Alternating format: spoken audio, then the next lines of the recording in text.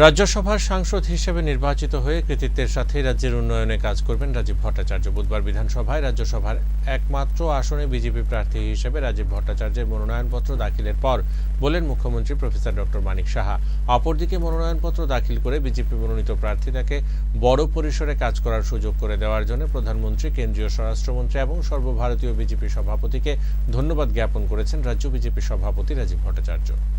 রাজ্যের রাজ্যসভার একমাত্র শূন্য আসনে বিজেপির প্রার্থী হিসেবে মনোনয়নপত্র দাখিল করলেন প্রদেশ বিজেপির সভাপতি রাজীব ভট্টাচার্য।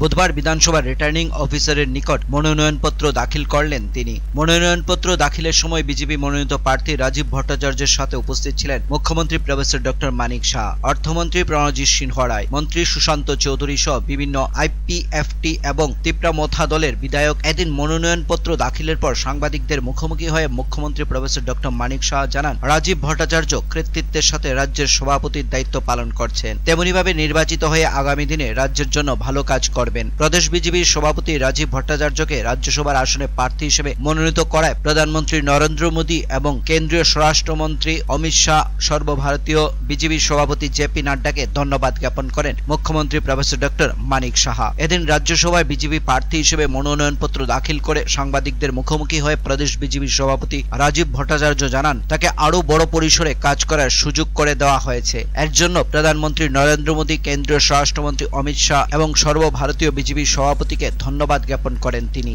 জানান, কেন্দ্রীয় নেতৃবৃন্দ, রাজ্যের মুখ্যমন্ত্রী সহ নেতৃবৃন্দদের আশীর্বাদ নিয়ে রাজ্যের উন্নয়নের গতিকে ত্বরান্বিত করার প্রয়াস গ্রহণ করবেন তিনি।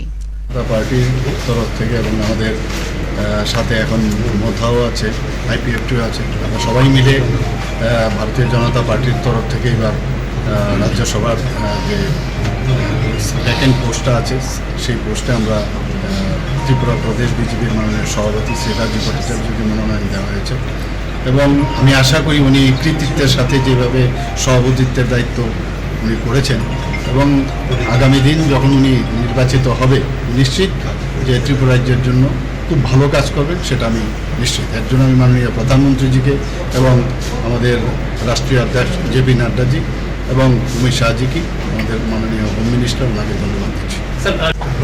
আমি আমাকে এত বড় পরিসরে কাজ করার সুযোগ করে দেওয়ার জন্য আমার দেশের যশস্বী প্রধানমন্ত্রী নরেন্দ্র মোদীজি, আমাদের রাষ্ট্রীয় সভাপতি আদরণীয় জেপি নাড্ডাজি, আমাদের গৃহমন্ত্রী অমিত ভাই শাহজিকে ধন্যবাদ জানাই যে আমার মতো এরকম ছোট কার্যকর্তাকেও এত বড় পরিসরে কাজ করার একটা সুযোগ করে দিয়েছে।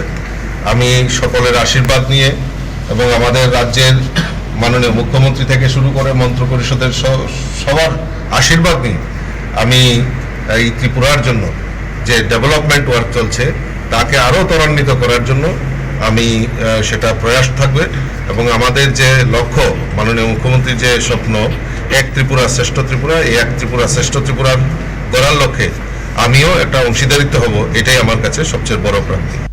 Bureau report, focus Tripura.